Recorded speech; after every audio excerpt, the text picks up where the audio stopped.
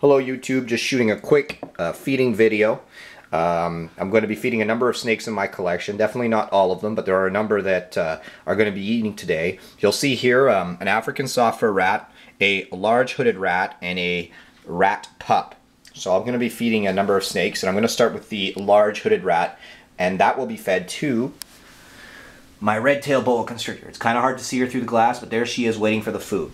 So how I like to warm rats up is with the hair dryer. I don't use the warm water method, though a lot of people do, and that's perfectly fine. I just find it's a bit messy. So I'm just going to warm this rat up, and then I'm going to offer it to my red tail.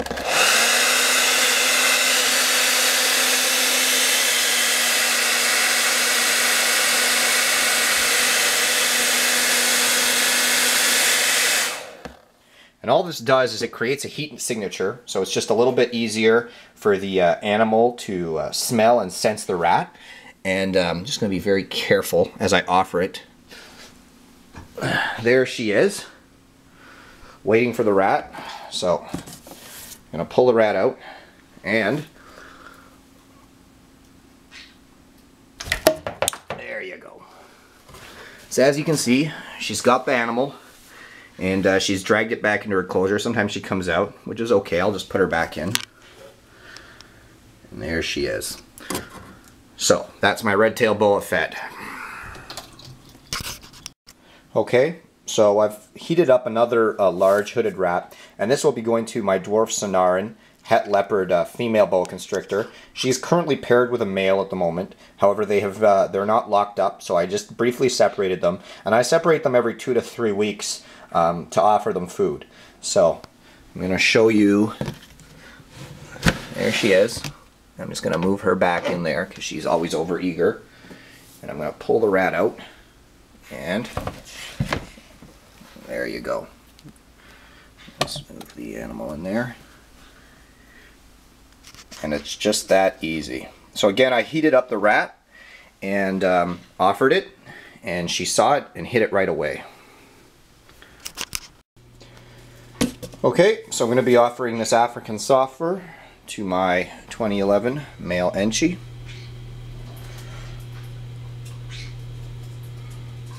Try to get him excited about it.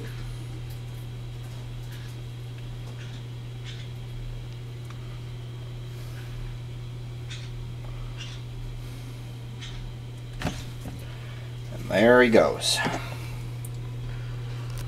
Now that animal, I normally feed him hooded rats, but unfortunately that African soft fur was actually for my 2009 pastel female that's down here, kind of behind us there, who's an exclusive ASF eater, but she's getting close to her ovulation, so I'm not surprised that she refused.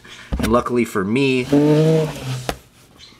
this male Enchi over here will also eat African soft furs, but he switches back and forth with no problems. Okay, so now I'm going to be feeding my male dwarf Sonoran het leopard boa. Like I said earlier, he's been paired with my female dwarf Sonoran, but I'm separating them for a couple days so that they can feed and digest. And he'll be getting this medium rat, hooded. So the rat has already been heated up. And there he is. There you go.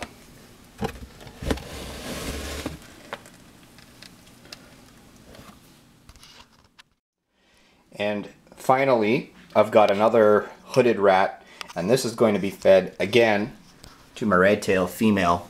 As you can see, she's expecting food. Oh, there she goes. She really wants to eat. So I'm going to be extra careful when I'm offering this animal. So don't mind the camera jiggle. She's all set up and ready to go. I usually feed her too large, so I'm just going to be picking the latch up. So let's offer this rat.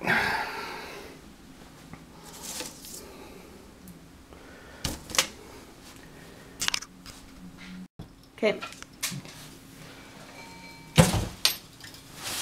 Oh boy, that's perfect. Okay. And now I'm just gonna put her back in